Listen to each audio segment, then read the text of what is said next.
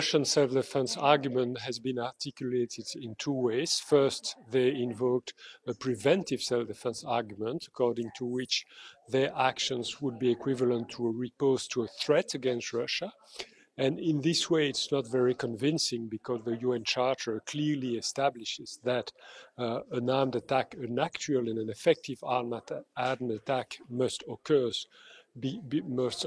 before self-defense can be activated. So it's not very convincing, and there are no precedents in which such an argument would have been recognized. And the second argument used by Russia is the collective self-defense argument, according to which they would protect another state, and two other states actually, the two Donetsk and Luhansk republics. But this time, this argument is not convincing either, because those states are not states in international law. The sovereignty is lacking. Those entities are fully dependent on Russian military support, and therefore they can really be considered as states. So international law does not really have one codified system that addresses cyber attacks at the moment. Even though there is some soft law, for example, NATO decided to create the Tallinn Manual after a series of cyber attacks against the state of Estonia in 2007. So there is some codification, but it's not hard law. And right now, the international legal system is really lacking and far behind in cyber issues.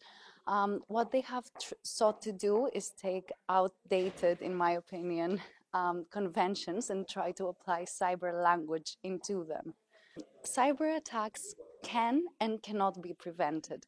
They can be prevented if the state engages in cybersecurity, and they have, in multiple instances, hired private actors to help them have more secure infrastructure. However, right now at the moment, the biggest powers are the most vulnerable to cyber attacks. And usually the smaller actors, even non-state actors, even smaller states, can actually have an advantage in performing cyber attacks. And so the less technologically advanced you are, the more likely it is to be covered and prevent cyber attacks. Whereas on the other hand, the more technologically advanced you are, the more vulnerable you are, because you have much more things to be covered on. What is the natural state of affairs in public international law? It's a question that is very ancient. It has been asked by philosophers for a long time. There is a classical opposition between John Locke and Rousseau. Some think that there is a natural state of war between humans, and the other thinkers think that is a natural state of peace. For actual international law, I think that there is no real answer. But my intuition would be that the natural state of international relation is a relationship of war, because it's really easy to fall down to violence. If you want to stay at peace, it demands a lot of construction, a lot of institutionalization, and then a lot of work. So if you work correctly, you go to peace. If you do not work together, you go to war. So I think the natural state of affairs is war.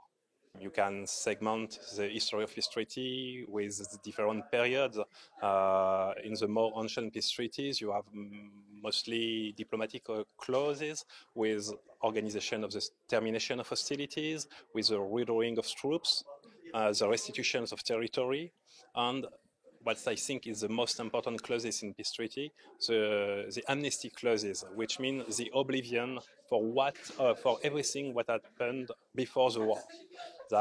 So that at the end of the peace treaty, the parties are not allowed anymore to recall what have happened before. So they are at peace because they have no past.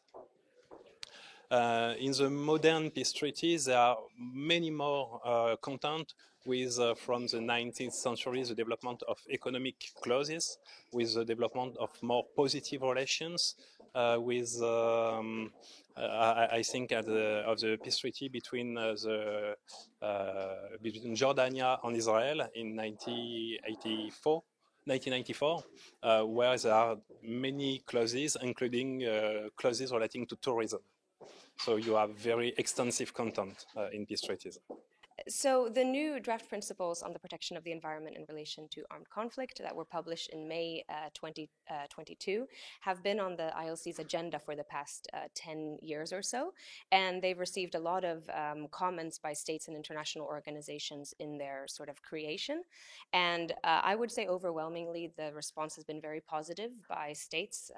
I think that seeing sort of the damage we've made to the environment in the past conflicts in the world has really kind of created this idea among states and organizations that we need these rules. So overwhelmingly, it's been very positive. There's been differing reactions, and you know, some states kind of are a bit cautious because some of the rules are more progressive development than reflective of existing obligations. But overall, I think the caution is a minority of states, and I think overwhelmingly the response is very positive.